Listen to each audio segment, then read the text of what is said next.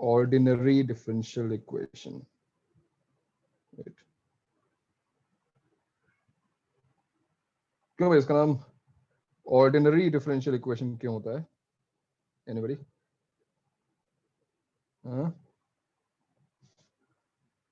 कोई बताएगा इसका नाम ऑर्डिनरी डिफरेंशियल इक्वेशन क्यों है जो हम पढ़ने जा रहे हैं? इसमें सभी वेरिएबल्स को साथ में डिफरेंशिएट कर रहे होते हैं ना, पार्शियल नहीं करते हम लोग, साथ में कर रहे होते हैं. इन शॉर्ट हमारे पास दो ही वेरिएबल्स हैं, है ना, एक इंडिपेंडेंट वेरिएबल है और एक डिपेंडेंट वेरिएबल. सही बात है. तो यहाँ पर हमको पार्शियल डिफरेंशिएशन की जरूरत पड़ती है. दो टाइप की डिफरेंशियल इक्वेशन होंगी. ऑर्डिनरी डिफरेंशियल इक्वेशन हमारे सिलेबस में है और पार्शियल डिफरेंशियल इक्वेशन हमारे सिलेबस में नहीं है. So the differential equation which we are going to solve is called ordinary because only two variables are involved. और यहाँ पे जो dy by dx है उसमें x जिसके रेस्पेक्ट में हम डिफरेंशिएट कर रहे हैं, it is called independent variable, और जिसको डिफरेंशिएट कर रहे हैं that is dependent variable. सब तुमको आता ही है. तो चलो एक बार गो थ्रू कर लेते हैं पूरा चैप्टर जो स्टार्टिंग से हमने पढ़ा हुआ है. सबसे पहला पॉइंट इसमें आता है ऑर्डर एंड डिग्री. किसी को इसमें कोई दिक्कत? चलो भाई ऋषिकेश एक बार रिवाइज करा दो. ऑर्डर डिग्री क्या होता है? What is order and degree of a differential equation? Rishikesh. हाँ सर. क्या होता है ऑर्डर, क्या होता है डिग्री? ऑर्डर मतलब हाईएस्ट ऑर्डर ऑफ द, मतलब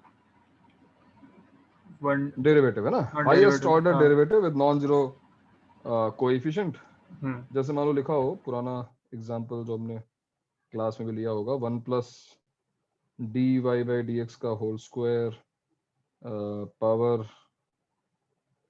3/2 is equal to d2y by dx2. बताओ इसका ऑर्डर क्या है? इस इक्वेशन का ऑर्डर क्या होना चाहिए ऋषिकेश? 2. हाँ, ऑर्डर इज 2. इसमें कोई डाउट नहीं होना चाहिए बिकॉज सबसे ये इस पर एडवांस में भी इनफैक्ट एक बार क्वेश्चन आ चुका है. ऐसा नहीं था कि ऑर्डर डिग्री निकालना है, बट उसने कहा कि ऑर्डर m है और डिग्री n है, तो फिर m और n का यूज करके फिर उसने क्वेश्चन फ्रेम कर दिया. तो कहीं ना कहीं ये चीज पूछ लिया उसने कि ऑर्डर डिग्री क्या होता है, तो पता होना चाहिए, राइट? और बिना किसी डाउट के कि हाँ इसका ऑर्डर जो है वो 2 है बिकॉज जो हाईएस्ट ऑर्डर का डेरिवेटिव है वो सेकंड ऑर्डर पे. ठीक है. डिग्री क्या है भाई इसकी Rishikesh? What is the degree of this differential equation? Degree मतलब हाईएस्ट ऑर्डर का पावर. तो इसमें पहले हम हाईएस्ट ऑर्डर का पावर, पहले इसको स्क्वायर करना पड़ेगा. अच्छा, क्यों स्क्वायर करना पड़ेगा? आई मीन रीजन क्या है? कि मतलब पूरे इक्वेशन में पार्शियल ये नहीं होना चाहिए, मतलब होल नंबर होना चाहिए ना, फुल. मतलब वो जो रेडिकल जो हमारी पॉलिनोमियल वाली इक्वेशन है उसी टाइप की डिफरेंशियल इक्वेशन दिखनी चाहिए. इसका मतलब जो रूल्स हैं पॉलिनोमियल के लिए that every power should be a whole number, उस टाइप के रूल्स डिफरेंशियल इक्वेशन भी होते हैं. तो यहाँ पर अगर 3/2 है तो हम पहले 3/2 को सिंप्लीफाई कर लेंगे, स्क्वायरिंग बोथ साइड्स, 2 हटा देंगे डिनोमिनेटर से, और फिर हम देखेंगे तो पावर जो हाईएस्ट ऑर्डर डेरिवेटिव की पावर होगी वही हमारा आंसर होगा. तो order is 2 and degree is also. तो ऑर्डर और डिग्री दोनों जो है ध्यान रखना, ऑर्डर और डिग्री दोनों ध्यान रखना. ठीक है, सिंपल चीज है ये. अब ये भी ध्यान रखो कि हमारे सिलेबस में क्या है. तो सिलेबस में केवल और केवल first order and first degree, मतलब इसके बियॉन्ड वो पूछ ही नहीं सकता, हमारे सिलेबस के बाहर हो जाएगा. तो जो हमको पढ़ना है वो first order and first degree. ठीक है, आज हम रिवाइज करते हुए थोड़ा आगे तक जाएंगे, but first order and first degree के आगे अभी हमको जाने की जरूरत नहीं है. ठीक है, ऑलराइट. सेकंड पॉइंट हमने इस चैप्टर में क्या पढ़ा था? दूसरा पॉइंट हमने पढ़ा था फॉर्मेशन. उमंग, फॉर्मेशन कैसे करते हैं भाई डिफरेंशियल इक्वेशन का? बताओ क्या क्या चीजें हमको ध्यान रखनी चाहिए उमंग डिफरेंशियल इक्वेशन फॉर्म करते हुए? हाँ, ये इंश्योर करना है कि कोई भी जैसे कांस्टेंट आर्बिट्री कांस्टेंट ना हो. आर्बिट्रेरी कांस्टेंट डिफरेंशियल इक्वेशन में नहीं रह जाने चाहिए. और क्योंकि हमारे पास एक ऑप्शन है कि हम डिफरेंशिएट करते जाएं, कोई मना तो नहीं कर रहा है, बट जितने आर्बिट्रेरी कांस्टेंट्स होंगे वही डिसाइड करेंगे कि कितनी बार डिफरेंशिएट करना है, यानी उसकी ऑर्डर क्या होने वाला है। बिल्कुल सही बात है ना। तो जो order of the differential equation है वो डिसाइड होगा the number of arbitrary constants से। फॉर एग्जांपल जैसे मान लो लिखा है y is equal to a e power x plus b ln cx, b ln cx है ना। यहाँ पे a b c are arbitrary constants, a b c are arbitrary constants. तो बताओ डिफरेंशियल इक्वेशन फॉर्म करनी है, कौन बता रहा है डिफरेंशियल इक्वेशन फॉर्म कैसे की जाए? सर सेपरेट करके लिखते हैं ln c इनटू मतलब प्लस तो ln x। हाँ, तो अभी हमको दिखाई दे रहा है कि यहाँ पर तीन आर्बिट्रेरी कांस्टेंट्स हैं, है ना। सर बट एक्चुअली तो दो ही है ना, नहीं मतलब नहीं ऐसा नहीं है। तुम अगर सेपरेट करोगे तो क्या मिलेगा? b ln c plus b b ln ln x हाँ प्लस b ln c। तो b ln c को तुम हटा रिमूव थोड़ा कर सकते हो। अगर दो आर्बिट्रेरी कांस्टेंट्स मल्टीप्लाई हो रहे हैं, ऐड हो रहे हैं, ठीक है, मान लो मैं b ln c को थोड़ी देर के लिए कुछ और मान लो मैं d लिख देता हूँ, अभी भी काउंट तीन का ही रहेगा ना, अभी भी तीन आर्बिट्रेरी कांस्टेंट्स तो है। हाँ, अगर मान लो मैंने यहाँ पे d ऑलरेडी लिखा होता, मान लो ये इक्वेशन एक्चुअली ऐसी होती है, तो मैंने लिख दिया होता प्लस d। अब क्या हो रहा होता भाई?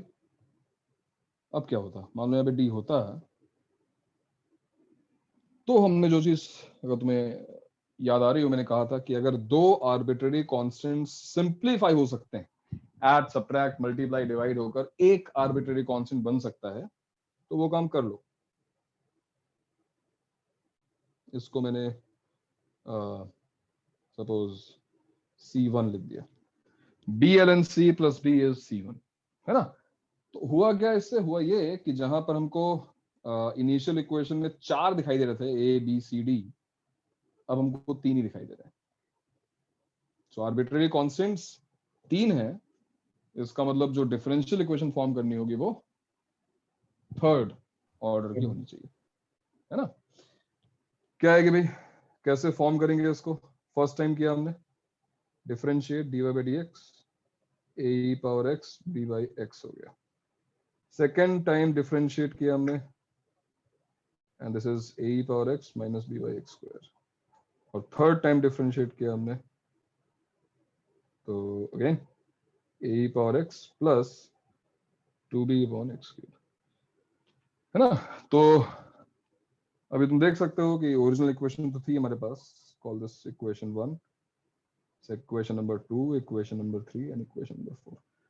तो जहां हमारे पास चार इक्वेशंस हैं और तीन आर्बिट्रेरी कांस्टेंट्स हैं, तीनों को एलिमिनेट किया जा सकता है। फॉर एग्जांपल इन दोनों इक्वेशंस को हम सॉल्व करेंगे तो हमको a और b मिल जाएंगे, और a और b को सब्स्टिट्यूट कर देंगे सेकंड में तो आंसर आ जाएगा। C1 की जरूरत ही नहीं है, आई मीन C तो पहले गायब हो गया ना, तो जो तीन इक्वेशंस हैं उन्हीं से हमारा काम हो जाएगा, आंसर लगा सकते हैं उससे। तो फॉर्मेशन पर बेस्ड क्वेश्चन जे में आना बहुत अनलाइकली है। फॉर्मेशन पे क्वेश्चन तो नहीं आता है, बट हाँ ये गलती ना हो कि तुमने कोई आर्बिट्रेरी कांस्टेंट छोड़ दिया, क्योंकि ये याद है कौन सा पॉइंट था जहां पे फॉर्मेशन का यूज होता है। फॉर्मेशन मतलब केवल फॉर्मेशन बेस्ड क्वेश्चन नहीं आएगा, बट फॉर्मेशन भी करना पड़ता है। वो क्या? Orthogonal orthogonal trajectory. तो ऑर्थोगोनल ट्रेजेक्टरी में हमें पूरी डिफरेंशियल इक्वेशन लगानी पड़ती है, पहले फॉर्मेशन करो फिर सोल्यूशन निकालो परपेंडिकुलर का, तो फॉर्मेशन इसलिए आना चाहिए। चलो ठीक है, ये भी बेसिक चीज है, इसमें कुछ खास नहीं था। तो नंबर ऑफ आर्बिट्रेरी कांस्टेंट हमको पता होने चाहिए, है ना। नेक्स्ट जो पॉइंट है इसमें फिर ये बहुत इंपॉर्टेंट तो नहीं है, बट तुमने ये वर्ड सुना होगा, general solution of the differential equation and particular solution. तो जनरल सोल्यूशन और पर्टिकुलर सोल्यूशन में क्या डिफरेंस है? फिर वो बात है जिस सोल्यूशन में वो आर्बिट्रेरी कांस्टेंट्स रहेंगे, जैसे मैंने उल्टा सॉल्व किया जिसमें मैंने डिफरेंशियल इक्वेशन फॉर्म किया, उसका आंसर ये आ रहा है। a e power x plus b ln x plus c1. तो this is a general solution, ये जनरल सोल्यूशन हो गया. बट अगर तुमने इन आर्बिट्रेरी कांस्टेंट्स की पर्टिकुलर वैल्यूज डाल दी उसमें, तो फिर वो एक पर्टिकुलर सोल्यूशन हो गया, है ना.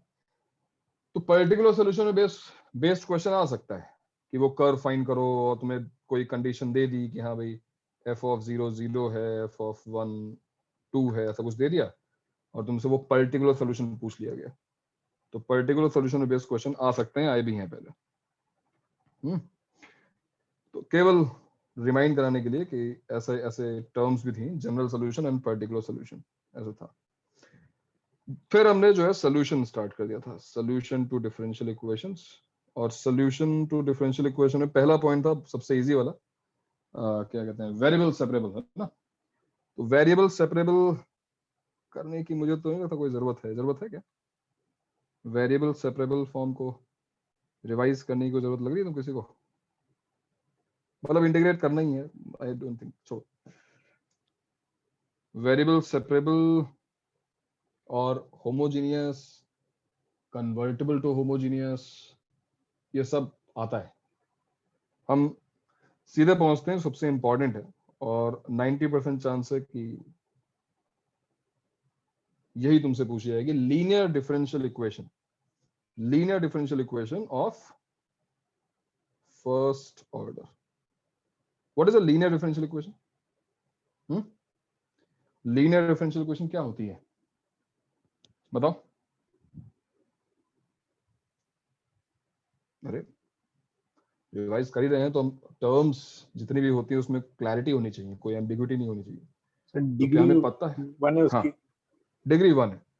अब डिग्री तो पॉलिनोमियल्स में होती है, तो डिग्री हमने डिफाइन ही की है कि जो हाईएस्ट ऑर्डर डेरिवेटिव है उसकी डिग्री 1 होनी चाहिए. बट नॉट ओनली दैट, ठीक है, केवल वो नहीं.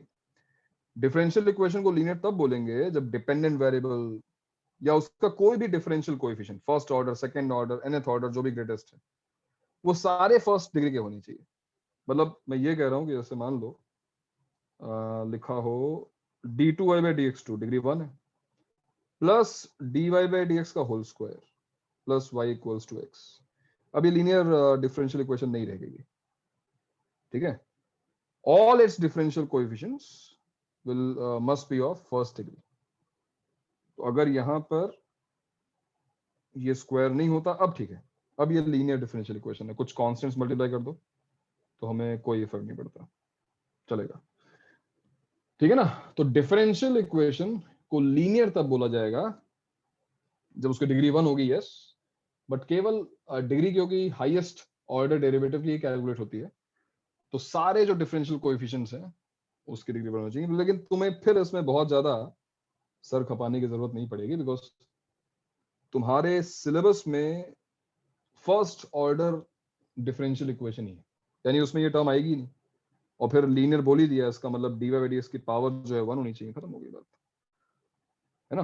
तो जो हमारे सिलेबस में डिफरेंशियल इक्वेशन है वो कुछ ऐसी दिखती है, dy/dx plus some function of x p of x into y is equal to q of x. This is a linear differential equation of first order, और यही हमारे सिलेबस में है. अब इस क्वेश्चन को सॉल्व करने के लिए एक ट्रिक यूज की गई, और वो ट्रिक हमने रट ली है. वो ट्रिक क्या थी भाई? वो ट्रिक क्या थी कि हमने बोथ साइड्स एक इंटीग्रेटिंग फैक्टर से मल्टीप्लाई किया. क्या था वो integrating factor? e to the power और p of x integral of p. हाँ, integral of p of x dx. तो क्या रीजन है इसको मल्टीप्लाई, इस इंटीग्रेटिंग फैक्टर को मल्टीप्लाई करने का रीजन क्या है? खैर ये तो हमको मल्टीप्लाई करने के बाद पता चल ही जाता है कि जैसे मैंने e पावर इंटीग्रल p dx को मल्टीप्लाई किया py integral p dx qx into e पावर इंटीग्रल p dx, तो this will become what? Product tool of derivative, right? दो फंक्शंस के प्रोडक्ट का डेरिवेटिव साफ साफ ही दिखाई दे रहा है, जहां पर पहला function e to the power integral p dx है और दूसरा फंक्शन y, यानी this is d by dx of e पावर इंटीग्रल p dx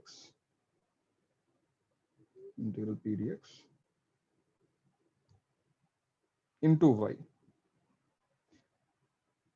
तो देखो भाई, किसी ने तुमको ये बोला होता कि तुम्हें ये काम करना है, तुम्हें लेफ्ट हैंड साइड को प्रोडक्ट रूल के हिसाब से अरेंज करना है, तो शायद थोड़ी सी मेहनत करने के बाद तुम भी इस रिजल्ट तक पहुंच जाते। तो मैं यही चाहता हूँ कि मतलब ये आइडियाज कि किससे मल्टीप्लाई करना था, ये हमने रट लिया है, ये बहुत कोई बुरी बात नहीं, बिकॉज इतना ही हमारे सिलेबस में भी है, तो रट लिया तो कोई बुरी बात नहीं है। बट आगे चलकर भी सोचो कि जो बेसिक आइडिया था वो क्या था। इस डिफरेंशियल इक्वेशन को सॉल्व करने का बेसिक आइडिया ये था कि जो दो अलग अलग टर्म्स हमको दिखाई दे रही थी, जिनको डायरेक्टली इंटीग्रेट करना पॉसिबल नहीं था, मैं dy by dx को इंटीग्रेट कर सकता हूँ, बट px इंटू वाई को इंटीग्रेट नहीं कर सकता, क्योंकि वहां पे x की भी टर्म है, y की भी टर्म है। राइट हैंड साइड की जो टर्म है qx, उसको भी इंटीग्रेट किया जा सकता है, बिकॉज वो completely in terms of x है, बट ये टर्म प्रॉब्लम क्रिएट कर रही है। तो जब दो टर्म्स क्लब हो रही है, मल्टीप्लीकेशन फॉर्म में ऑलरेडी है, तो हम प्रोडक्ट रूल का यूज कर सकते हैं। तो इंटीग्रेटिंग फैक्टर जनरेट कैसे हुआ, ऑब्वियसली लॉजिक से जनरेट हुआ, कोई थियरी इसमें काम नहीं कर रही है ना। तो एक तरीका उसको रटना है, ठीक है, लेकिन अगर तुम इसको समझ के चलोगे ना, तो जो क्वेश्चन लीनियर का नहीं होगा या फिर डायरेक्टली इस पे बेस्ड नहीं होगा, वो भी कर पाओगे। खैर, तो इसका सोल्यूशन क्या आता है भाई, यहाँ पे आ जाता है q of x into e to the power integral px dx, और हम अब बोथ साइड्स इंटीग्रेट करेंगे। अगर integrating this with respect to x, तो क्या रिजल्ट मिल जाता है, इंटीग्रेटिंग फैक्टर इनटू y।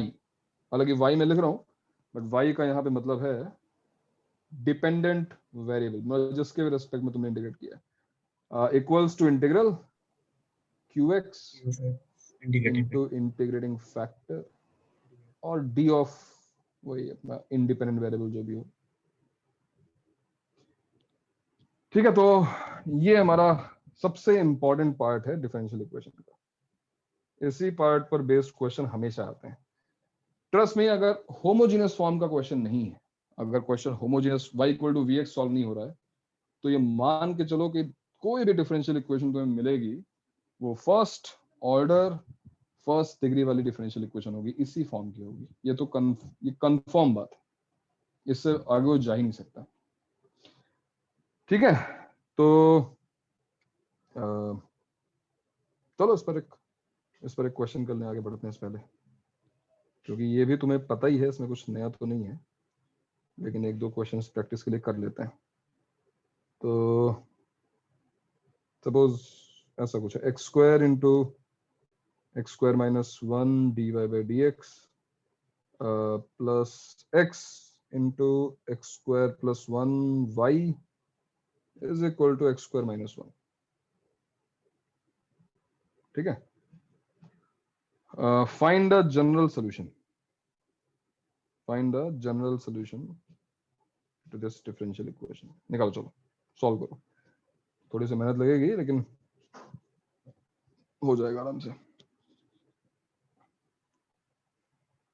फिर से बता रहा हूँ, ये वो चैप्टर है जो 4-6 जो भी मार्क्स का क्वेश्चन होगा तुम्हें दे के आएगा, मतलब एग्जाम में, चाहे वो मेन हो चाहे एडवांस हो।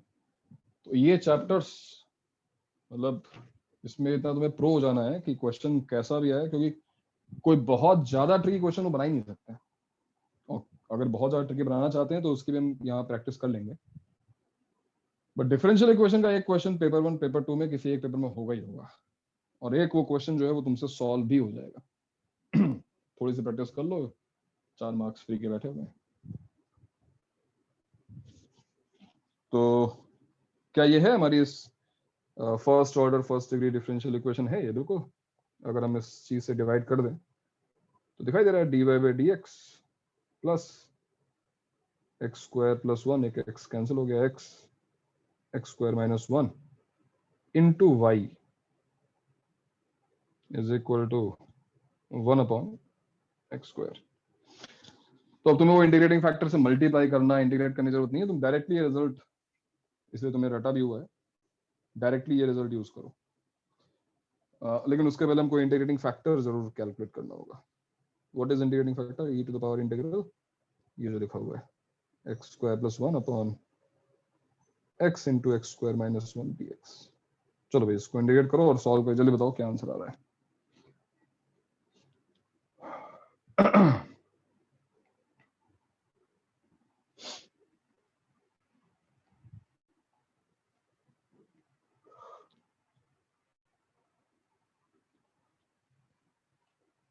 अभिषेक इसका इंटीग्रेशन कैसे होगा?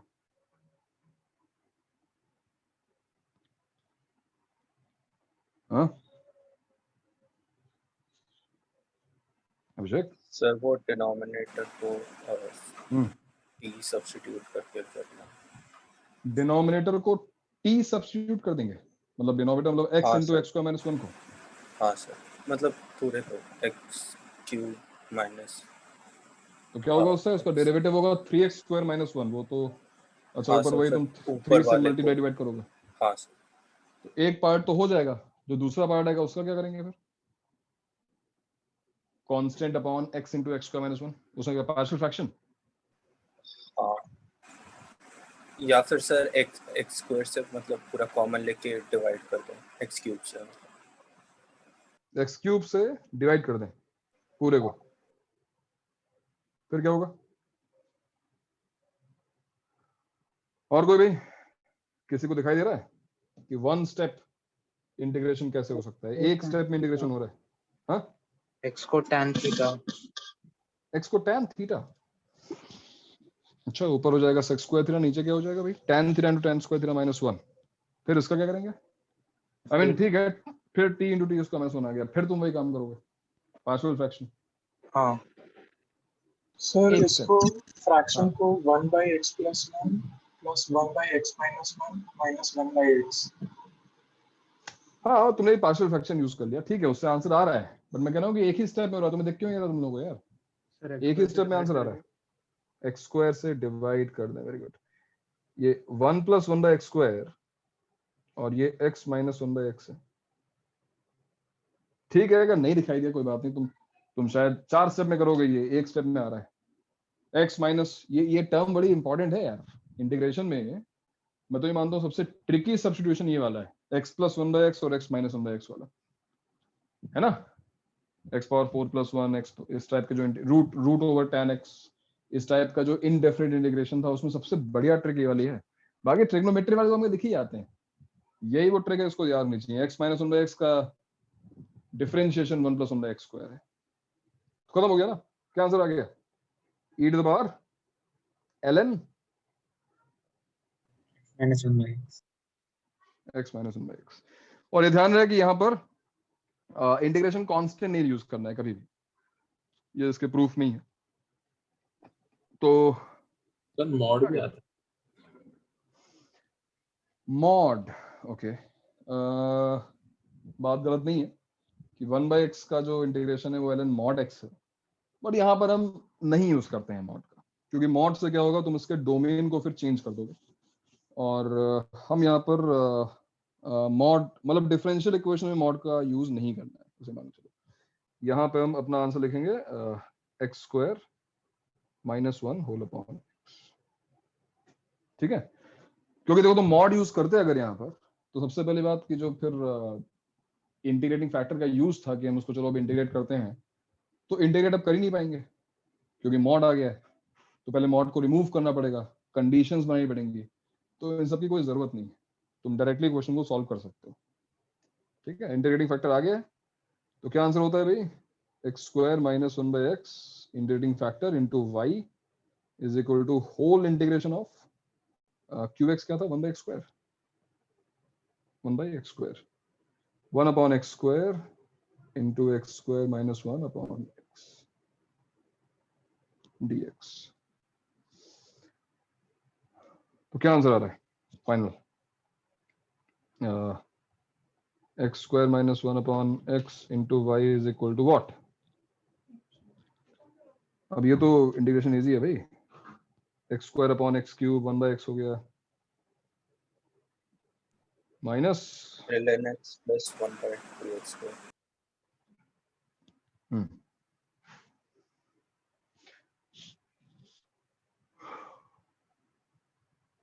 1 अपॉन x क्यूब है ना। तो क्या आंसर आ रहा था?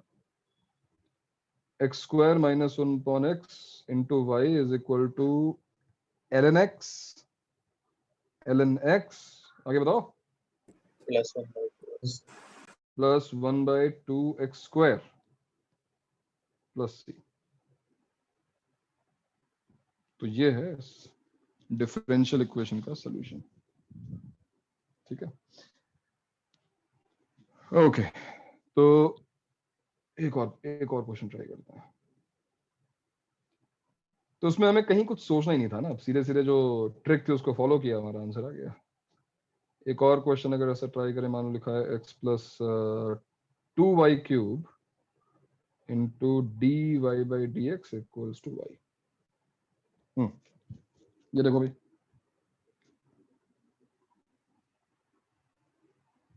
तो क्या ये लीनियर इक्वेशन है? क्या ये लीनियर डिफरेंशियल इक्वेशन है हमारी? रोहित, एक्स में है ना सर? ये y में ना हो गया x में। इस बार हमको डेफिनेटली ये दिखाई दे रहा है कि हाँ ठीक है, ये लीनियर डिफरेंशियल इक्वेशन में आ ही नहीं सकती है। y की अगर हम बात कर रहे हैं तो y यहाँ जरूर लिखा हुआ है, बट यहाँ पर x plus 2y cube multiply हुआ है, डिवाइड भी कर देंगे तो वो जो px और qx थे इंडिपेंडेंट वेरिएबल के फंक्शन थे, वो यहाँ पे आ ही नहीं रहे हैं। बट अगर हम यहाँ पे इंस्टेड dy बाई dx छोड़कर dx बाई dy देखें, dx बाई dy देखो y से डिवाइड कर दो, x by y plus 2y square हो जाएगा। तो अब तुम्हें दिखाई दे रहा होगा कि dx बाई dy उल्टा हो गया, y इंडिपेंडेंट हो गया और x डिपेंडेंट हो गया। Minus x upon y will be equal to 2y square. तो यहाँ पे px qx नहीं py qy है, और अब डेफिनेटली ये लीनियर डिफरेंशियल इक्वेशन है। तो क्या होगा इसका integrating factor? Minus e to the power, हाँ, इंटीग्रल माइनस 1/y dy। तो क्या आ जाएगा ये सॉल्व करने के बाद? एक बार फिर मॉड नहीं लगाना है ना, मॉड यूज नहीं करना है, तो आंसर आएगा ln y minus 1 upon y। Integrating factor is 1 upon y, और बस अब सॉल्व कर लो। तो हमारा आंसर क्या था? Integrating factor into dependent variable है ना, जो कि इस बार x है। हाँ, x इक्वल्स टू इंटीग्रल और जो भी वो function of 2y square into 1/y 2y square into 1/y dy। So answer है x upon y is equal to 2y। y square plus तो मतलब ये भी हो सकता है, ऐसी चीज तुम्हें एक बार सरप्राइज कर सकती है कि dy बाई dx नहीं, dx बाई dy हमको सॉल्व करना पड़ा। ठीक है, कोई बहुत बड़ी ट्रिक नहीं है, दिख जाएगा या ना। तो कहीं ना कहीं हमने उसको रिड्यूस किया। जो स्टार्टिंग में हमको डिफरेंशियल इक्वेशन नहीं दिख रही थी लीनियर फॉर्म में, हमने थोड़ी सी एक ट्रिक यूज करके, हालांकि केवल रेसिप्रोकेट किया है, लेकिन उससे वो लीनियर फॉर्म में कन्वर्ट हो गई। तो ऐसी और भी ट्रिक्स हो सकती हैं।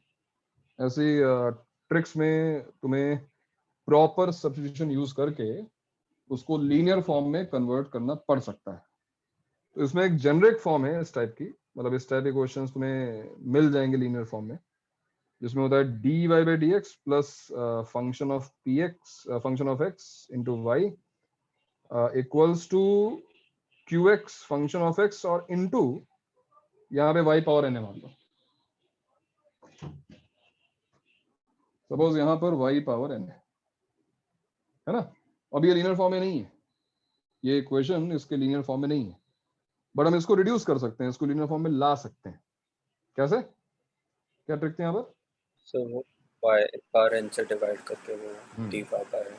तो divide by y power n, y power n से अगर डिवाइड किया तो देखो, तो ये तो केवल one of the many differential equations हैं जो first sorry linear form reduce हो सकती हैं, बट ये फ्रीक्वेंटली मिल जाता है। तो 1/y power n plus px into 1 upon y power n minus 1 is equal to qx। और जो सब्स्टिट्यूशन है वो दिख रहा है, 1 upon y power n minus 1 को t रख दिया जाएगा, 1 upon y power n minus 1 को t रख दिया जाए तो काम हो जाएगा। बिकॉज क्या होगा भी इसका डेरिवेटिव इसका डेरिवेटिव क्या होगा? Minus of n minus 1 y power n dy is equal to dt, है कि नहीं? तो dy upon y power n, ये देखो dy upon y power n, यही देख के हमने किया भी था, को क्या लिखा जा सकता है? इसको लिखा जा सकता है 1 अपॉन 1 माइनस n dt, तो 1 upon 1 minus n dt by dx और plus px into t is equal to qx। और अब ये इक्वेशन अपने लीनियर फॉर्म में आ चुकी है विद रेस्पेक्ट टू t, है ना? ओनली चेंजेस कि अब ये y के रेस्पेक्ट में नहीं, t के रेस्पेक्ट में। तो इस टाइप का कोई भी सब्स्टिट्यूशन हो सकता है, नॉट नेसेसरली कि y पावर n से डिवाइड करना हो। जैसे मान लो यहाँ पर तुम्हें dy बाई dx में cos x मल्टीप्लाई होता दिखाई, cos y मल्टीप्लाई होता दिखाई दे रहा है, और यहाँ पे y की जगह पे मान लो तुम्हें sin y दिखाई दे रहा है, तो मुझे बताने की जरूरत नहीं है कि हाँ भाई sin y को तुमने t रख दिया तो cos y dy dt हो जाएगा, है ना? तो ये चीजें क्वेश्चन टू क्वेश्चन वेरी करेंगी, इसका ध्यान रखना। किया होगा हमने ऑलरेडी। एक क्वेश्चन इस पर भी कर लेते हैं। क्वेश्चन जैसे मान लो y into x square y plus e power x d x, y into x square y plus e power x d x minus e power x D y equals to 0। Solve करो उसको, देखो क्या question है ये। Linear form में है या नहीं है, क्या करना पड़ेगा देखो।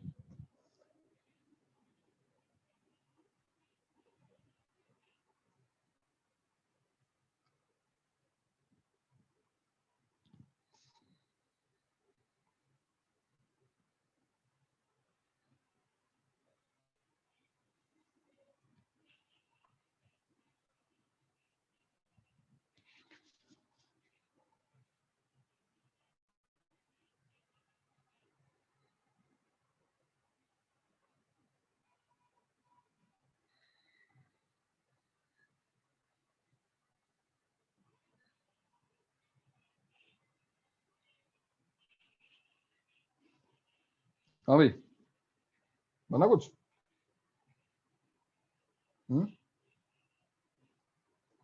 क्या रहा है? D y by d x, e power x D y by d x क्या है? X square y square plus y into e power x.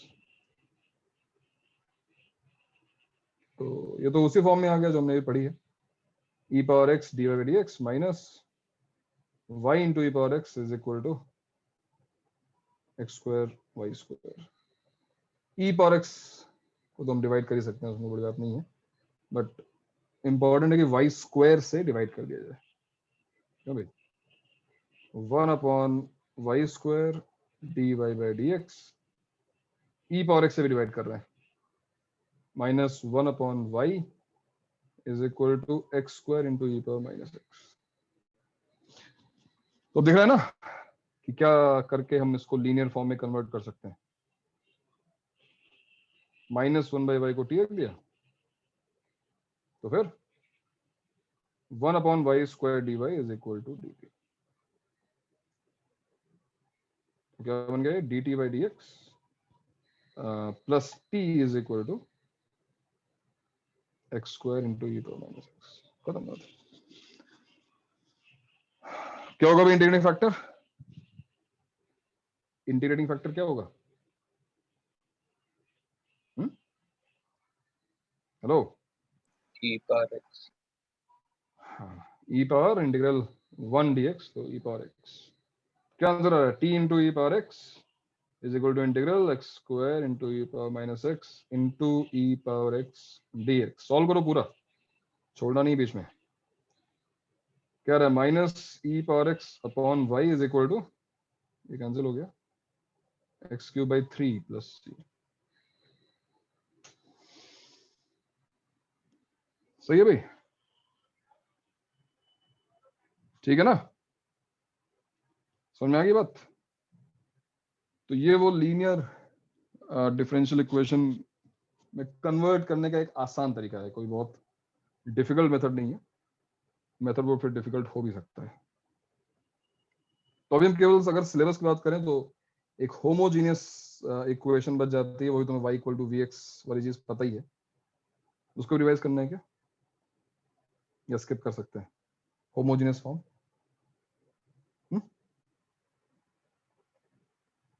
करना है, स्किप करो। x sine y by x, क्योंकि होमोजीनियस की डेफिनेशन कई लोगों ने थोड़ी सी उसमें भी कंफ्यूज रहते हैं कि होमोजीनियस बोलते किसको, किसको बोलते हैं होमोजीनियस,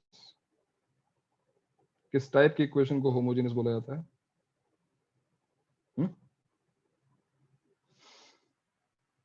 जैसे ये जो मैंने इक्वेशन लिखी है होमोजीनियस है या नहीं है? बताओ।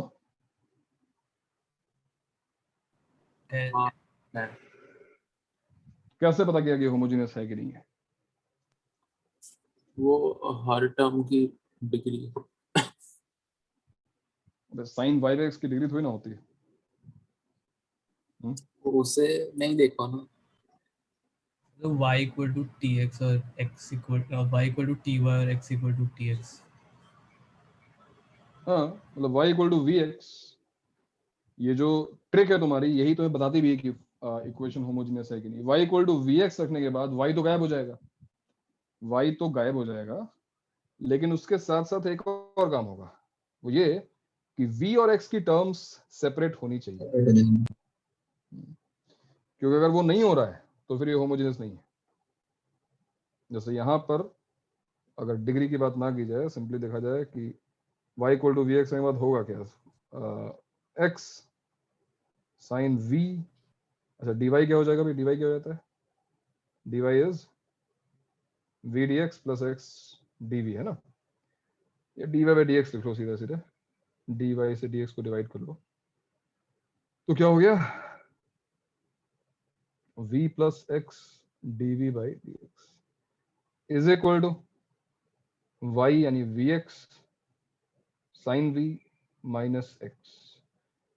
तो देख सकते हो कि ना केवल y हट गया, ये देखो x यहां से कॉमन निकल रहा है ना, तो ये जो है इम्प्लिसिट नहीं रह गया, ऐसा नहीं है कि x और v अब मर्ज्ड हैं, हम इसको सेपरेट नहीं कर पा रहे हैं, सेपरेट हो रहा है, x बोथ साइड्स कैंसिल हो जाएंगे, it is simply sine v into v plus x sine v dv by dx is equal to v sine v minus 1, ऐसा कुछ फंक्शन आ गया, और v साइन v भी कैंसिल हो रहा है, v साइन भी कैंसिल हो गया। अब जो भी है देखो x और v की टर्म्स सेपरेट हो सकती हैं, sine v dv is equal to minus dx upon x, solve कर लो। ठीक है, तो होमोजीनियस फॉर्म का जो ट्रिक है वही तुम्हें बताएगी कि होमोजीनियस इक्वेशन है कि नहीं। y equal to v x रखने के बाद x और v के फंक्शन सेपरेट होने चाहिए, बस बहुत सिंपल सी बात, और कुछ नहीं। ठीक है,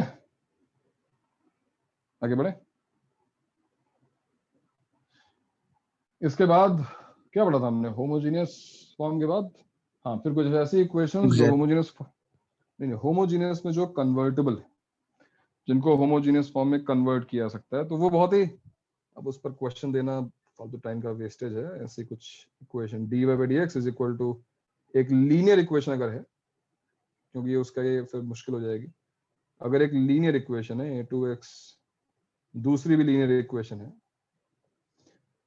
तो ये अभी होमोजेनियस फॉर्म में नहीं है, बिकॉज यहाँ पर सारी टर्म्स की डिग्री 1 है except these two constant terms. तो हमारा पूरा फोकस होता है कि c1 c2 को 0 बनाया जाए, या फिर कोऑर्डिनेट ज्योमेट्री के सेंस में देखें तो दो स्ट्रेट लाइंस की इक्वेशन लिखी है न्यूमरेटर डिनोमिनेटर में, और कांस्टेंट टर्म्स को 0 बनाने का मतलब होता है कि लाइंस को ओरिजिन से पास करना है, तो एक तरीके से शिफ्टिंग ऑफ ओरिजिन वाली बात है। दोनों ही सेंस में काम सेम ही करना है, वो किसी तरीके से क्या होता है यहाँ पर सब्स्टिट्यूट स्मॉल x को क्या x plus h, small y को capital Y plus k, shifting of origin तो हो गया है कि नहीं? हाँ सर। और h और k को फाइंड कैसे करेंगे? तो तो ये सब्स्टिट्यूट करने के बाद जो कांस्टेंट टर्म्स हैं वो 0 होनी चाहिए, मतलब जो h और k के लिए 2 इक्वेशंस फॉर्म होंगी, उनको सॉल्व करो, h और k तुमको मिल जाएगा बस, है ना। तो इतना तुम्हारे सिलेबस में, अभी तुम एग्जैक्ट बोल रहे थे, मैं उस पर आया नहीं हूँ। एग्जैक्ट डिफरेंशियल इक्वेशन तुम्हारे सिलेबस में है नहीं, बट प्रॉब्लम ये है कि उसको सॉल्व करने का जो मेथड है वो कोई एक्स्ट्रा ऑर्डिनरी मेथड नहीं है, मतलब ऐसा कुछ नहीं है कि जो सिलेबस में नहीं है। तो वो भले ही for the sake of name वो जो है हमारे सिलेबस में नहीं है exact differential equation, but similar question पूछे जा सकते हैं, तो उसको कवर जरूर करना चाहिए। बट तुम्हें अभी शायद एग्जैक्टली आइडिया नहीं है कि एग्जैक्ट डिफरेंशियल इक्वेशन होती क्या है। क्यों भाई, एग्जैक्ट डिफरेंशियल इक्वेशन क्या होती है बताओ, एक जरा पहले बताओ कि इसका नाम एग्जैक्ट क्यों है, why it is called exact differential equation. Sir ये तो वो सब होता है ना, जो ऐसे ऐसे ही दिख जाता था, जैसे कि x dy दिख जाता है, dx को ऐसे करते हैं। मतलब बेसिकली जो उसकी डेफिनेशन है एग्जैक्ट डिफरेंशियल इक्वेशन क्या होती है, जब कोई किसी भी वो एक डिफरेंशियल रिजल्ट हो इक्वेशन को जाता है हम डायरेक्टली डिराइव कर करने के सकते हैं, बाद। हाँ मतलब उसके हाँ। उसके सॉल्यूशन से डायरेक्टली डिराइव कर सकते हो, यानी किसी ट्रांसफॉर्मेशन जरूरत ना पड़े, किसी एलिमिनेशन की जरूरत ना पड़े, डायरेक्टली डिराइव कर सकते हो। सही बात है, बिल्कुल सही बोल रहे हो तुम लोग। और उसमें फिर कुछ रिजल्ट जैसे कि x dx plus y dy को d ऑफ xy लिखना, है ना, sorry x dy plus y dx, x dy minus y dx upon x square, क्या लिख सकते हैं, d of y by x, है ना। तो इस तरह के बहुत सारे फॉर्मूले बनाए जा सकते हैं, बट फिर कह रहा हूँ कि आज तक जेई में कभी ऐसा हुआ नहीं, ऐसा नहीं हुआ कि इसका हम यूज नहीं करेंगे। जेई के क्वेश्चंस में इसका यूज तो हुआ है, और उससे फायदा क्या हुआ कि तुम जो लीनियर फॉर्म में कन्वर्ट करके क्वेश्चन को सॉल्व करोगे तो भी हो जाएगा, लेकिन शायद उसको सॉल्व करने में 2-3 मिनट्स लग जाएंगे, और अगर तुम्हें ये दिख गया तो तुम 30 सेकंड्स में आंसर तक पहुंच सकते हो। तो ये एडवांटेज जरूर है एग्जैक्ट डिफरेंशियल इक्वेशन का कि तुम उस क्वेश्चन को जल्दी सॉल्व कर पाओगे। टाइम के हिसाब से एडवांटेज बहुत बड़ा है, टाइम के हिसाब से एडवांटेज है, इसलिए पढ़ना चाहिए उसको। अब जो तुमने नहीं पढ़ा है, या हो सकता हो फिर तुमने पढ़ा हो, कि एग्जैक्ट डिफरेंशियल इक्वेशन भी एक पर्टिकुलर फॉर्म है। ऐसा नहीं है कि किसी भी इक्वेशन को हम एग्जैक्ट डिफरेंशियल इक्वेशन बोल देंगे। किसी इक्वेशन, किसी डिफरेंशियल इक्वेशन को एग्जैक्ट होने के लिए भी एक कंडीशन है। पता तुम्हें कंडीशन को, मैंने बताया क्लास में? इस पर डिस्कशन हुआ है? नहीं सर, नहीं हुआ है, नहीं हुआ है, याद तो नहीं आ रहा। खैर नहीं सर, आपने खाली आई गेस ये बताया था ना कि ये सब फॉर्म्स लिखवाई थी थोड़ी बहुत। हाँ, रिजल्ट्स लिखवा दे आपने कुछ। हाँ, इस पर हमने क्वेश्चंस किए थे, हाँ रिजल्ट्स, ठीक है। हाँ, तो मैंने जो चीज नहीं बताई है अब वो सुनो, और यहाँ से डेफिनेटली हम हाँ सिलेबस के सर, बाहर अभी जा रहे हैं। तो आई डोंट थिंक आपने डेफिनेशन कभी भी बताई है। डेफिनेशन भी कोई ऐसी इंपॉर्टेंट डेफिनेशन नहीं थी। मैंने क्या बोला कि एग्जैक्ट क्या होता है, इसको तुम डायरेक्टली डिराइव कर सकते हो, तो वही चीजें मैंने बता दी एग्जांपल में। हाँ वही। अब मैं तुम्हें बता रहा हूँ कि एग्जैक्ट बोलते किस इक्वेशन को है। अब ध्यान सुनना, जैसे मान लो कोई डिफरेंशियल इक्वेशन इस फॉर्म में है, m एक्स वाई का मतलब है some function of x y, x और वाई के कॉम्बिनेशन से बना हुआ। जैसे मान लो ये यहाँ पे dy dx भी है, but only x and y, x log x plus e power y, ऐसा कुछ x और y का फंक्शन है। तो प्लस n एक्स वाई है हमारे पास, dy by dx equal to 0।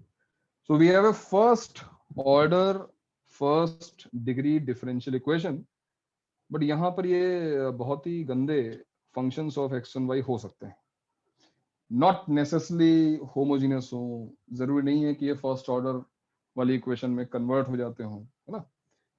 तो इन शॉर्ट में ऐसा लिख रहा हूँ, m plus n dy by dx equal to 0।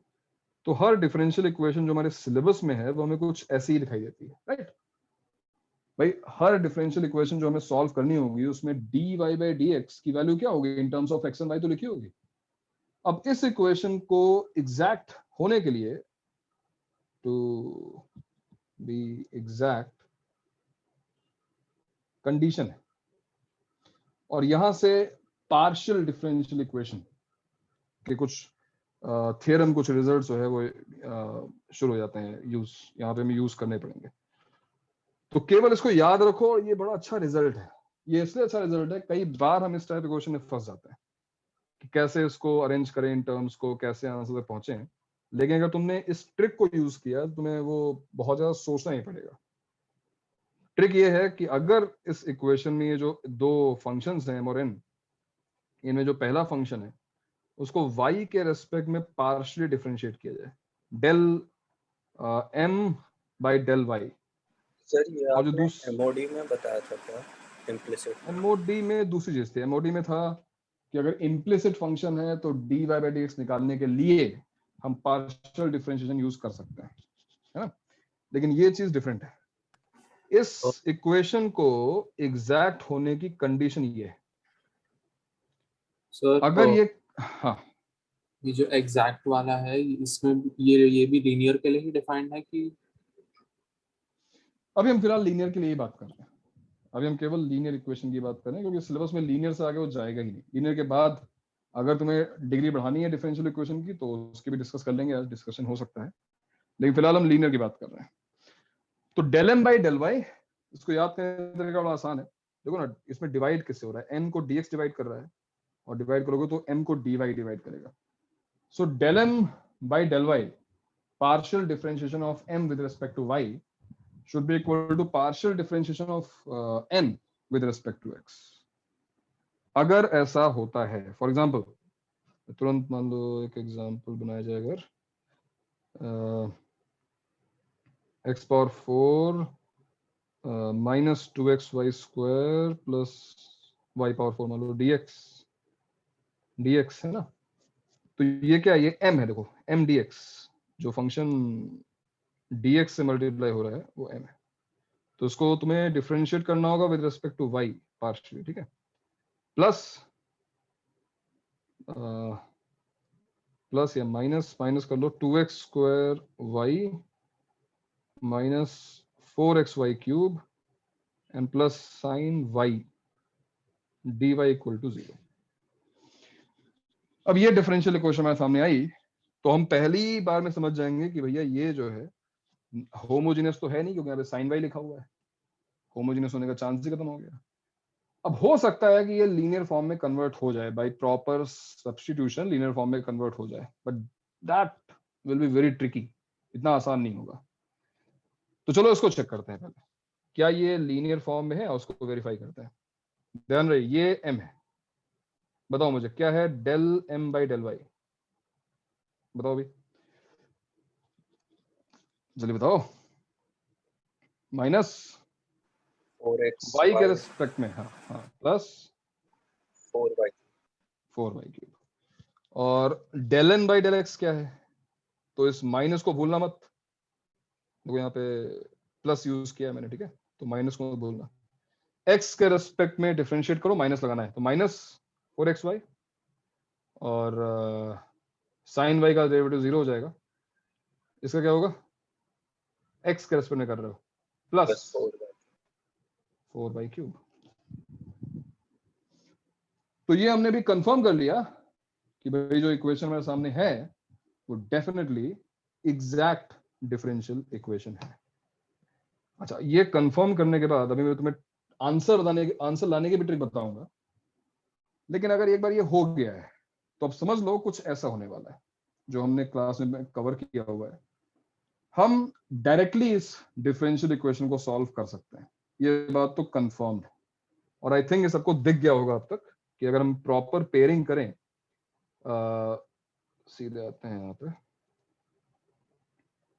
देखो x पावर 4 dx, ठीक है, x पावर 4 dx, ठीक है, और उसके साथ क्लब किसको करना चाहिए, ऑब्वियसली x पावर 4 का डेरिवेटिव क्या होगा, 4x क्यूब।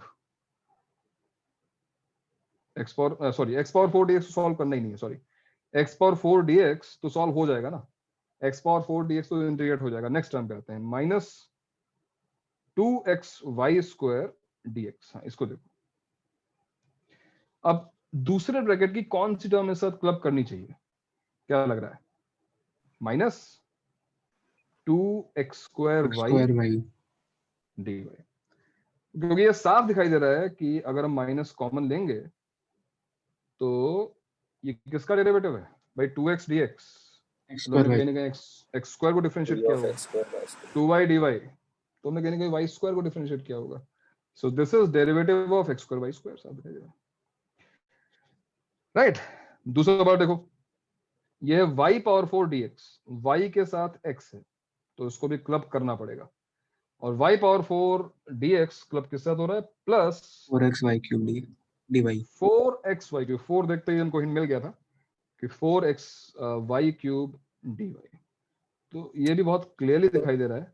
हाँ सर इस कंडीशन में ऐसा क्या स्पेशल है कि मतलब ये होने पे ही ऐसा कुछ हो जाता है? तुम अगर इसका प्रूफ पूछ रहे हो तो ये तो एक्चुअल प्रूफ इसका ग्रेजुएशन के भी बियॉन्ड है, बट मैं तुम्हें पहुंचा दूंगा इस रिजल्ट तक, मतलब क्यों ऐसा होना चाहिए मैं तुम्हें सेटिस्फाई तो करा दूंगा, मतलब कुछ बताकर। तुम थोड़ी 2 मिनट रुको। अगर तुमने ये कंडीशन डिराइव कर ली है, अगर तुमने कंडीशन चेक कर ली है, तो ये बात ध्यान रखना कि ऐसा कोई भी क्वेश्चन तुरंत सॉल्व हो जाएगा। अगर तुम थोड़ा सा दिमाग लगाओगे, एक्स और वाई टर्म्स को क्लब करोगे इस तरीके से, तो आंसर डेफिनेटली तुम्हारे सामने होगा। अब तुम्हें पता है, तुम उसको इंटीग्रेट करोगे तो आंसर क्या आने वाला है? एक्स पावर 4 dx क्या हो गया? X power 5/5 minus this is क्या था? ये डी ऑफ x² y² का इंटीग्रेशन क्या हो गया? x² y²। और ये क्या टर्म है भाई? ये किसका डेरिवेटिव लिखा हुआ है? This is x into y power 4, हाँ x y पावर 4, जैसे x का डेरिवेटिव dx हो गया और फिर y पावर 4 का 4y³ dy, और लास्ट में माइनस साइन y dy तो प्लस cos y, है ना, इक्वल्स टू c या प्लस c इक्वल टू 0। तो ये हमारा आंसर आ चुका है। बताओ ये बात समझ में आई? आंसर निकाल लिया हमने, ठीक है। इसके लिए भी ये जो आंसर निकाला है इसका भी एक मतलब इसके सोल्यूशन का भी एक रूल है, एग्जैक्ट इक्वेशन के सोल्यूशन का एक रूल है। देखो, सोल्यूशन टू, कौन कर रहा है यार? Solution to exact differential equation. So once we have checked, हमने एक बार चेक कर लिया कि हमारी इक्वेशन एग्जैक्ट है या नहीं है, तो उसके बाद तुम अपना आंसर निकाल सकते हो। कैसे? आंसर है इंटीग्रेट करो m के, m जो तुम्हारा पहला पार्ट था, इसमें dx मल्टीप्लाई होता है, बट ये इंटीग्रेशन इस वक्त ऐसा कुछ होता नहीं है पार्शियल इंटीग्रेशन, बट ठीक है। Integral m dx assuming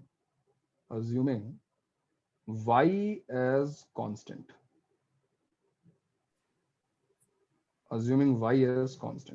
sir हम अभी तक तो ऐसे ही करते हुए आ रहे हैं ना कि जो वेरिएबल लिखा हुआ है इंटीग्रेशन के वहाँ उस चीज के ही, but y in terms of x है ना। जब तुम अभी तक कर रहे थे उसमें लिखा होता है कि x and y या x and t are independent variables. यहाँ पे तो y in terms of x आने वाला है ना, तो हम केवल अज्यूम कर सकते हैं कि y इंडिपेंडेंट ऑफ x है फिलहाल। अच्छा ओके सर, ठीक है। सो इंटीग्रेट, ध्यान से मेरी बात सुनो, सोल्यूशन है, क्योंकि तुम्हें फिर ये भी नहीं करना पड़ेगा। जो हमने पेयरिंग की है ना, दिमाग लगाकर, हो सकता है उसमें 30 सेकंड 1 मिनट जा रहे हो, वो भी तुम्हें नहीं करना पड़ेगा। तुम्हें जो फर्स्ट फंक्शन था जिसमें dx एक्चुअली मल्टीप्लाई हो रहा था, dx मल्टीप्लाई करो, इंटीग्रेट करो, और इंटीग्रेशन तुम कहोगे हम पहले ही कर लेते। तो इंटीग्रेशन इस वक्त इजी है बिकॉज तुम्हें x के रेस्पेक्ट में पार्शियली इंटीग्रेट करना है, तुम्हें y को एक कांस्टेंट की तरह ट्रीट करना है। ठीक, अब बचता है दूसरा पार्ट, n वाला पार्ट। ठीक है, तो n वाले पार्ट में केवल मतलब तुम्हें इंटीग्रल n dy भी करना है, बट यहां पर only those terms which are independent of x, मतलब x उसमें होने नहीं चाहिए, and this will give you your answer. This is the solution to exact differential equation. जैसे फॉर एग्जांपल जो हमने भी क्वेश्चन सॉल्व किया, हमने पहले चेक किया कि हाँ ठीक है ये एग्जैक्ट डिफरेंशियल इक्वेशन है। अब जो मैंने तुम्हें सॉल्यूशन बताया इसको ट्राई करते हैं। देखो ये m है, क्या भी m, x power 4 minus 2xy square plus y power 4। तो इसको हम, चलो ठीक है केवल दिखाने के लिए डेल x लिख रहा हूं मैं, इसको इंटीग्रेट करेंगे with respect to x, y को कांस्टेंट ट्रीट करते हुए, प्लस n क्या है, और n में कौन सी टर्म लेनी है, केवल वो टर्म लेनी है जिसमें x है ही नहीं, it is independent of x completely. तो देखो n यहाँ पे क्या था, ये था minus 2x square y plus Sin y 4xy लेना है। Cube minus sine y। The only term which is independent of x is minus sin y। तो केवल इतना लिखो minus sin y dy equals to 0। और अब इसको सॉल्व करके देखो क्या आंसर आएगा। Answer is x power 5/5 minus, ध्यान रहे y कंप्लीटली कांस्टेंट है, x square y square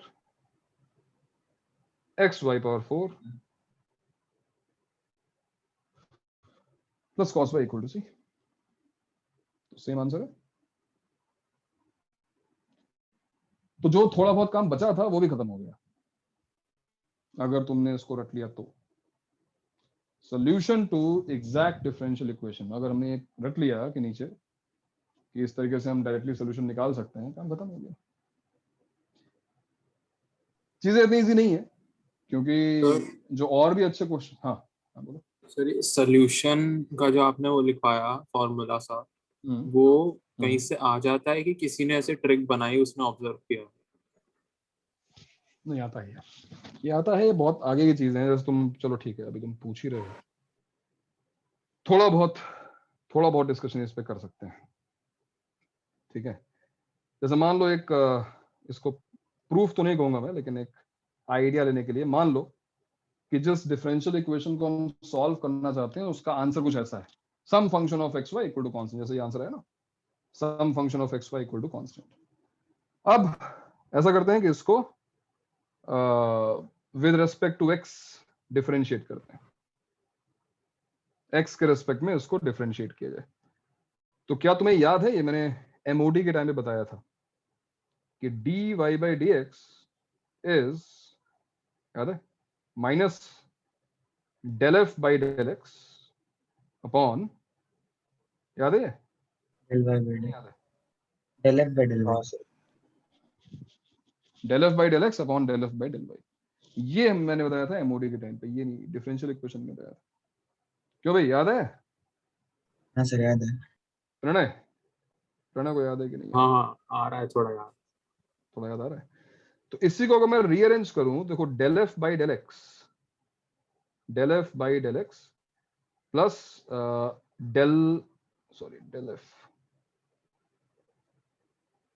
del f by del y into d y by d x equals to 0। ये बन गई हमारी एक तरीके की डिफरेंशियल इक्वेशन जिसका सोल्यूशन ये रहा, f x y equal to सी।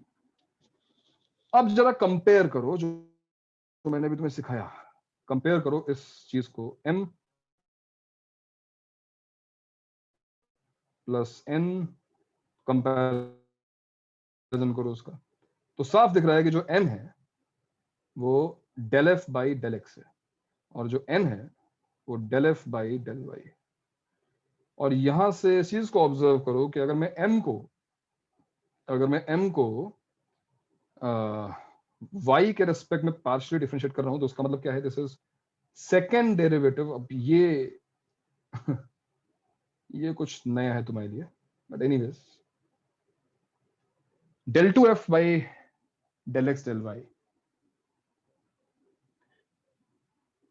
ये मल्टी वेरिएबल कैलकुलस में आ गए। बट मैंने कहा कि तुम्हें मैं पूरा प्रूफ नहीं समझा सकता, लेकिन इतना कर सकता हूं कि तुम थोड़े से तो कन्विंस हो जाओगे कि यहां पर देखो del n by del x क्या आएगा, it will be del 2f upon del y del x del y same ही चीज। तो क्या तुम्हें ये चीज दिखाई दी कि क्यों क्यों किसी हाँ, डिफरेंशियल same। इक्वेशन को जिसको हम सॉल्व कर सकते हैं उसमें जो फर्स्ट फंक्शन है उसका y के रेस्पेक्ट में पार्शियल डेरिवेटिव और जो सेकंड फंक्शन है उसका x के रेस्पेक्ट में पार्शियल डेरिवेटिव इक्वल होना चाहिए, तभी वो सॉल्व हो पाएगी, वरना वो सॉल्व ही नहीं होगी। ठीक है, ये बात तो समझ में आ गई ना? है हाँ आई अच्छी बात। तो अब ये बताओ कि अगर तुम इस पार्ट को सॉल्व करके m निकालना चाहते हो, मतलब f निकालना चाहते हो सॉरी, तो m को तुम डेल x मतलब m को तुम x के रेस्पेक्ट में ही तो इंटीग्रेट करोगे। मतलब जिस तरीके से तुमने जो प्रोसीजर था उसका रिवर्स करने की कोशिश करोगे ना। तुम del f by del x तक कैसे पहुंचे होगे? तुमने f को x के रेस्पेक्ट में पार्शियल डिफरेंशिएट किया होगा ना, तो हमने वही पार्शियल इंटीग्रेशन कर दिया m का। बट फिर n में केवल उन्हीं टर्म्स को क्यों चूज किया, इसको थोड़ा और एक्सप्लोर करना पड़ेगा, इतना आसान नहीं है समझना। तो फिलहाल मैंने केवल इस पार्ट का एक्सप्लेनेशन दे दिया कि वेरीफाई हमने कैसे किया कि del M by del x del M by del y should be equal to del M by del x. But उसके आगे सोल्यूशन कैसे आएगा उस पर डिस्कशन नहीं कर सकते, छोड़ दो। लेकिन अगर तुम भी मतलब जो अरेंजमेंट्स हैं टर्म्स का और उसको सोचने की जरूरत नहीं पड़ेगी, आंसर डायरेक्टली निकाल सकते हो। ठीक है भाई, तो काम किया जाए इस पे कुछ। चलो एक क्वेश्चन ट्राई करो, देखें सॉल्व होता है। जैसे मान लो लिखा हो x square minus A Y, x square minus A Y D x, याद रहे एम डी एक्स है, ठीक है, एम ये plus Y square minus a x D y equals to 0। तो पहले चेक करो मुझे बताओ कि ये हमारी एग्जैक्ट डिफरेंशियल इक्वेशन है या नहीं। चेक करो बताओ। सर फिर तो हम्म। ऐसा कुछ है क्या कि अब लीनियर डिफरेंशियल इक्वेशन में भी यही चीज कर सकते हैं? हाँ, बट लीनियर डिफरेंशियल इक्वेशन भी एग्जैक्ट बनानी पड़ती है। अब जो तुम्हारा इंटीग्रेटिंग फैक्टर का यूज है ना, इंटीग्रेटिंग फैक्टर का यूज यही है कि जो इक्वेशन एग्जैक्ट नहीं है वो उसको एग्जैक्ट बनाता है हाँ वही ना। तो अभी अभी हमने जो पढ़ा है वो तो स्ट्रेट फॉरवर्ड क्वेश्चंस होंगे जो हैं उस फॉर्म में, लेकिन कुछ क्वेश्चंस फॉर्म में नहीं होंगे और वो फिर और भी ट्रिकी हो जाएंगे। तो उन्हीं में से तुमने एक ट्रिक पढ़ी है, एक इंटीग्रेटिंग फैक्टर अच्छा। पढ़ा है, हाँ जो भी है ना, उसमें ऐसे बहुत सारे टाइप्स हो सकते हैं। वो सारे मैं कवर नहीं कराऊंगा। तुम कोई बीटेक क्लियर तो करने वाले हो नहीं फोर्थ ईयर में, तो इसी को सॉल्व करो। चलो पहले उसको जल्दी से एक बार जो हमने भी सीखा है उसको रिवाइज कर लें, कुछ नया भी देखना होगा देखेंगे।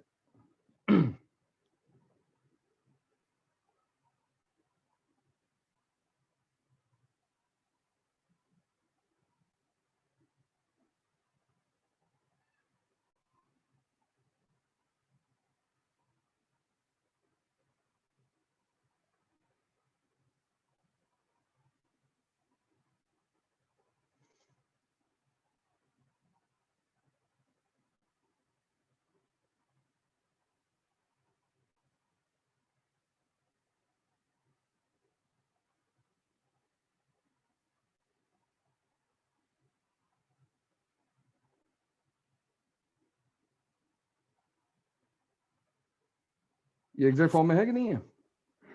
सर तो चेक करने की भी जरूरत नहीं ना, इसमें तो बस ब्रैकेट ही खोल दो डायरेक्ट, तो अरे मैं इजी वाली ट्रिक। ये केवल हाँ प्रैक्टिस कराने के लिए दे रहा हूँ यार। प्रैक्टिस कर लेना, फिर भूल जाएगा, फिर बोलेगा मैं तो भूल गया। प्रैक्टिस तो कर ले इसकी।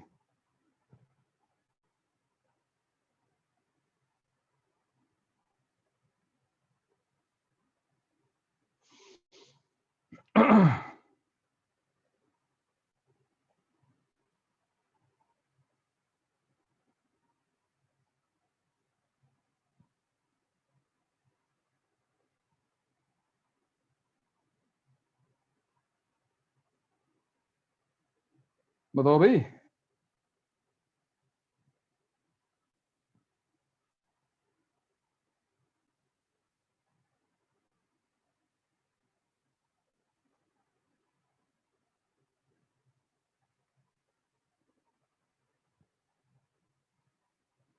अरे बताओ यार, हो गया सॉल्व? जिस मेथड से हमने सॉल्व किया उसको बात कर रहा हूं मैं, उस मेथड से आंसर आ गया? हाँ हाँ सर। उसको तुम चेक भी कर सकते हो अपने मेथड से। Del M by del Y क्या आ रहा है? What is del M by del Y? Minus A, और del N by del X minus A आ रहा है। इसके बाद क्या करेंगे? X square minus A Y को इंटीग्रेट करना है पार्शियली, तो क्या आएगा आंसर?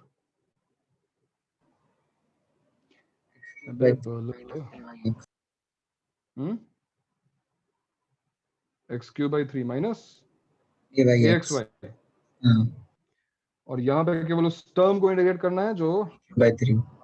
जो y के रेस्पेक्ट में। हाँ, तो क्या जाएगा? y cube by 3 is equal to, सही है। कौन है अभी कोई आएगा? तो ये है एक और हमारे पास एक और ऐसा एग्जैक्ट फॉर्म में ऑलरेडी लिखा हुआ क्वेश्चन है ना। अब सही बात है कि हर क्वेश्चन उस फॉर्म में हो, ये जरूरी नहीं है। ऐसा जरूरी नहीं है कि हर क्वेश्चन उस फॉर्म में लिखा हो। जैसे मान लो क्वेश्चन पूछा जाए x dy by dx, x dy by dx plus is equal to y is equal to y, एक minute, y plus x plus y y dy by dx। हाँ चलो ठीक है, ये तो खैर होमोजेनियस हो गया। चलो मान लो ऐसा क्वेश्चन आता है हमारे सामने। इन शॉर्ट ये लिखा हुआ है x minus y d y by d x is equal to x plus y. तो ये तो है होमोजेनियस, उससे डायरेक्टली सॉल्व हो जाएगा। बट क्या तुम क्योंकि हर डिफरेंशियल इक्वेशन को एग्जैक्ट फॉर्म में कन्वर्ट करके सॉल्व किया जा सकता है, तो क्या तुम्हें वो दिखाई दे रहा है? बताओ, क्या तुम उसको पहले चेक करो कि क्या ये एग्जैक्ट फॉर्म में है या नहीं? क्या ये एग्जैक्ट फॉर्म में है? x plus Y D x minus या plus y minus X D Y equal to 0। तो बताओ भाई, क्या ये एग्जैक्ट फॉर्म में है? नहीं है ना। फर्स्ट पार्ट को अगर तुम y के रेस्पेक्ट में इंटीग्रेट डिफरेंशिएट करोगे, डेल बाई डेल वाई क्या आएगा? 1, और इसको x के रेस्पेक्ट में तो -1। तो ये अभी एग्जैक्ट फॉर्म में नहीं है। इसका मतलब इसमें कुछ मल्टीप्लाई करके इसको एग्जैक्ट फॉर्म में कन्वर्ट करना पड़ेगा। कर सकते हैं, इम्पॉसिबल नहीं है। तो अब क्या तुम्हें वो इंटीग्रेटिंग फैक्टर दिखाई दे रहा है किसी को? होमोजेनियस फॉर्म है, हम सॉल्व कर लेंगे मानता हूं, लेकिन हम एक ऑल्टरनेट सॉल्यूशन निकालने की कोशिश कर रहे हैं उसका। सर y स्क्वायर सिंपलीफाइड, क्या करेंगे? y स्क्वायर से डिवाइड कर दें, ये करो। क्यों लगा y स्क्वायर डिवाइड करना चाहिए बताओ? सर वो x dy minus y dx by y square. और तुम स्टार्टिंग से चल रहे हो। चलो ठीक है, स्टार्टिंग जो इक्वेशन लिखी हुई है इससे हम स्टार्ट करें तो लिखा हुआ x dy minus y dx is equal to x dx plus y dy, जो कि सॉल्व हो जाता है। अब तुम्हें यहां पर क्या मिसिंग लग रहा है? या चलो ठीक है, एक बार x dy minus y dx, और ये क्या है? This is half d of x square plus y square, correct? Right hand side तो किसी भी मोमेंट पे इंडिकेट हो जाएगी, बट व्हाट अबाउट दिस? यहां पे क्या करें? यहाँ तुम फंसे हुए हैं ना, x D y minus y D x. तुम्हें पता है कि x D y minus y D x integrate हो सकता है अगर डिनोमिनेटर में एक्स स्क्वायर या वाई स्क्वायर हमको मिल जाए, या तो एक्स स्क्वायर या वाई स्क्वायर, राइट।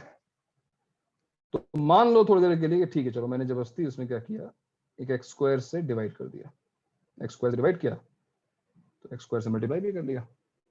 तो अब मैं इसको लिख सकता हूं एक्स स्क्वायर इंटू डी क्या Y by X, Y by X ही तो हुआ, is equal to half D X square plus Y square. बताओ भाई यहां तक कोई दिक्कत किसी को? मैंने एक्स स्क्वायर से मल्टीप्लाई डिवाइड कर लिया। अब आंसर लाने के लिए एक काम और करना पड़ेगा और वो ये है कि यहाँ पे जो एक्स स्क्वायर लिखा हुआ है, क्योंकि अगर यहाँ पे एक्स बच गया तो हम इंटीग्रेट नहीं कर पाएंगे बोथ साइड्स। तो इस बात को समझो कि तुमने अभी भी क्या किया है, तुमने अभी अभी इस डिफरेंशियल इक्वेशन को रिड्यूस किया है एक्स और वाई का, एक्स और वाई में जो इक्वेशंस थी उसको तुम रिड्यूस करके लेके आए हो x square plus Y square और वाई बाई एक्स में। तो अगर मैं यहाँ पर थोड़ी देर के लिए x square plus Y square को मान लो पी एज्यूम कर लूँ as the variable, r square वैसे करना चाहिए पर चलो पी कर लिया मैंने, और वाई बाई एक्स को मान लो मैंने क्यू कर लिया, तो ये दिख रहा है कि तुम्हें in terms of P and in terms of Q differential equation मिल रही है, सिंपल। तो हमें बस इतना करना है कि जो एक्स और वाई की टर्म्स बच जाती हैं ऐसा करने के बाद उनको भी इन terms of P and Q, उनको भी इन terms of P and Q express करना है, जो कि मेरे ख्याल से बहुत डिफिकल्ट नहीं है, बिकॉज साफ दिख रहा है कि यहाँ से y equal to q x हो जाएगा। y equal to q x हम रखेंगे x square plus q square x square is equal to p, और साफ दिख रहा है कि यहाँ पे एक्स स्क्वायर की वैल्यू आ जाएगी p upon 1 plus q square, है ना। तो एक बार जब तुमने सब्स्टिट्यूट किया, अब ये पूरा अगर हम सब्स्टिट्यूट करें तो क्या आएगा, p upon 1 plus q square into d q is equal to half dp, और ये डिफरेंशियल इक्वेशन अब डायरेक्टली सॉल्व की जा सकती है। कैसे?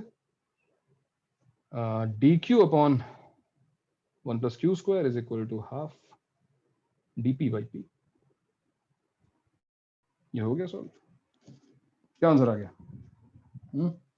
tan इनवर्स ऑफ q क्या था, y by x is equal to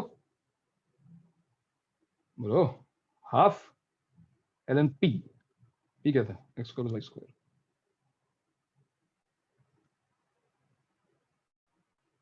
ये आ गया आंसर। तो इस टाइप के क्वेश्चंस की बात कर रहा हूं, और इस टाइप के क्वेश्चंस में होमोजीनियस वो होती नहीं है, होमोजीनियस उसको बनाना पड़ता है। तुमने जब बोला कि एक्स स्क्वायर से डिवाइड कर देते हैं, बिल्कुल सही बात है, या वाई स्क्वायर से डिवाइड कर देते हैं, जैसे तुम ये काम करोगे ये होमोजीनियस बन जाएगी। रीजन ये है कि उसके बाद ये डिफरेंशियल इक्वेशन सॉल्व हो सकती है, हम उसको उसकी एग्जैक्ट फॉर्म में लिख सकते हैं।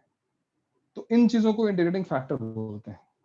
बट मैं तुम्हें और इंटीग्रेटिंग फैक्टर्स या और रूल्स बता के कंफ्यूज नहीं करूंगा, बस ये जो ट्रिक है, इस ट्रिक से वो क्वेश्चंस जो हो सकता है होमोजीनियस, अब तुमने होमोजीनियस फॉर्म से इसको सॉल्व किया होता तो आंसर तो y क्या होता, y equal to v x रखते, बट शायद वो सोल्यूशन मतलब इतना शॉर्ट नहीं होता। ये जैसे हम दोनों तरफ डायरेक्टली इंटीग्रेट करके हम आंसर ले आए, तो थोड़ा सा जो है हम थोड़ा 4-5 स्टेप्स बचा सकते हैं एग्जैक्ट यूज करके, बस और कोई बहुत बड़ा एडवांटेज नहीं है।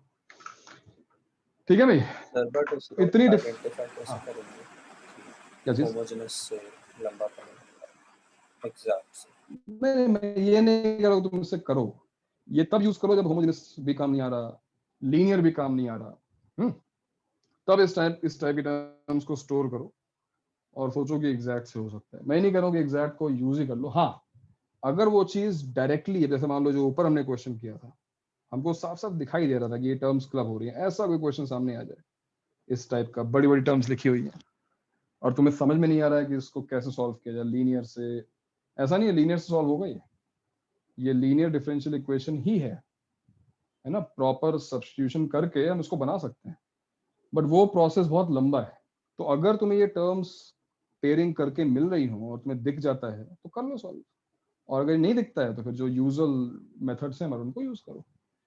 लेकिन तुम उठा के देखो आर्काइव्स को, कभी जे एडवांस में ऐसा कोई क्वेश्चन नहीं आया जो केवल इस ट्रिक से सॉल्व होता है जो हमने आज सीखी है एग्जैक्ट फॉर्म से। नहीं, जो भी क्वेश्चन आएगा वो या तो लीनियर या फिर होमोजेनियस फॉर्म का होगा, ये तो कंफर्म बात है।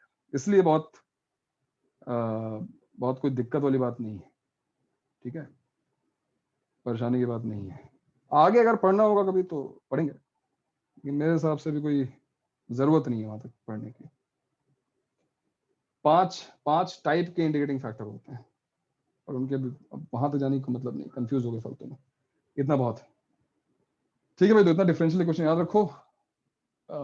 ऑर्थोगोनल ट्रेजेक्टरी तो याद ही होगा, क्यों? ऑर्थोगोनल ट्रेजेक्टरी याद है ना? हाँ सर। हाँ सर। ठीक है, तो कैलकुलस ओवर। अभी कैलकुलस मतलब इंटीग्रल कैलकुलस में, और मुझे कुछ बताने की जरूरत नहीं है, इंटीग्रल कैलकुलस में बाती है। तो फिर से देखो 4 चैप्टर्स जो हैं, इनडेफिनिट, डेफिनिट, एरिया और डिफरेंशियल, इन 4 चैप्टर से मान चलता हूँ कि कम से कम 4 क्वेश्चंस होंगे एडवांस में। 4 क्वेश्चंस होंगे दोनों पेपर मिला के, 4 कम नहीं होते हैं, 4 के 5 भी हो सकते हैं। तो इन 4-5 क्वेश्चंस, और सबसे अच्छी बात यह है कि पूरे जो चारों चैप्टर्स हैं, एरिया छोड़ के एक बार, एरिया में जो है थोड़ी तकलीफ होती है कभी भी, ग्राफ बनाने में टाइम बहुत लग जाता है, लेकिन बाकी जो बच्चे को 3 चैप्टर्स हैं, डेफिनेट का क्वेश्चन आया, प्रॉपर्टी यूज करो, आंसर आ जाएगा। इनडेफिनेट में प्रॉपर सब्स्टिट्यूशन अगर याद है तो आंसर आ जाएगा। डिफरेंशियल इक्वेशन उन्हीं दोनों का यूज करना है। अगर हमको इंटीग्रेट करना आता है तो डिफरेंशियल इक्वेशन में कोई दिक्कत तकलीफ होगी नहीं। कुछ रूल्स हैं, जो 1-2 रूल्स हैं उनको याद रखो। तो मतलब 12, 16, 20 मार्क्स कहीं गए नहीं है यार, है ना? मेन में और एडवांस में इसका क्वेश्चन छूटने का कोई मतलब है नहीं, बहुत ढंग से इसको कवर कर लिया है।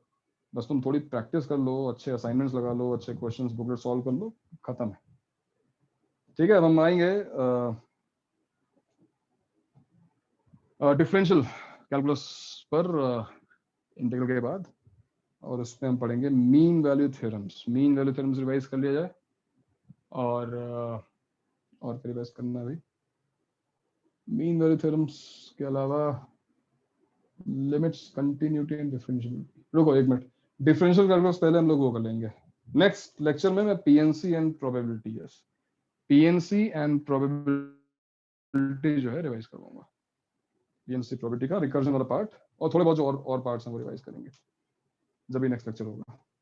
अच्छा, और एक और अपडेट भाई, अभी ग्रुप पे आ जाएगा, कल वाला जो एग्जाम है वो अब एडवांस लेवल का है कल से, और टाइम उसका 10 बजे रखा जाएगा, ठीक है?